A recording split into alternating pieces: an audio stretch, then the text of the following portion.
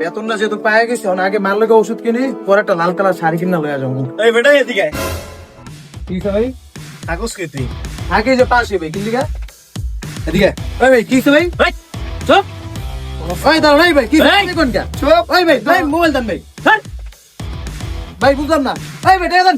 এই বেটা দিবি নাকি বিন্দে দিন দিবি চুপ। ভাই এই যে মোবাইলটা দেন ভাই। এই বেটা কি কইছিস বিন্দে দিমু কিন্তু দিবি ভাই আমার না না লই নাই। যা ওই যা বাবা, যা সোজা ওই ভাই আমার মোবাইল নিয়ে এই বেটা বিন্দে দিন কিন্তু যা और अभी तो रुको। মামা মোবাইলটা দিয়ে তো একটা ফোন দিম। এই তোর এই অবস্থা কে? দেন আমার একটা ফোন দেই, পরে কইতাছি।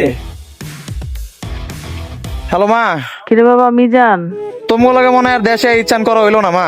কে কি হয়েছে রে বাবা? আরে বেতনটা পায় রাস্তা দিয়ে আইতাছিলাম, চিন্তাই করে ধইরা সব মোবাইল মানি ব্যাগ টাকা পয়সা সব রেখে দিছে। আল্লাহ গো, কি কস বাবা, তুই ঠিক আছিস নি? হ মা আমি ঠিক আছি, কিন্তু এই মুখ লইয়া তো মুখ আছে আরাম না। বাবা তুই বাড়িতে আয়, তাইলে এই আমার ঈদ। আচ্ছা। क्लाइमैक्स अभी बाकी है। সাগরে কই গেল? ওর মোবাইল আমার কাছে। लेकिन एक सेकंड। সাগরের মোবাইল আমার কাছে, কই গেল আমার থেকে? মামা এই যে এটার ভিতরে তোর একটা পাঞ্জাবি আছে আর আন্টির লেগে একটা শাড়ি আনছি ধর। আর এই যেদিকে কিছু টাকা আছে, আন্টির লেগে ওষুধ লইস আর ঈদের বাজার করিস। আমাদের সবার জীবনেই এমন কিছু বন্ধু রয়েছে যারা ভাইয়ের থেকেও বেশি। ভালো থাকুক সে সকল ভাই নামক বন্ধুরা।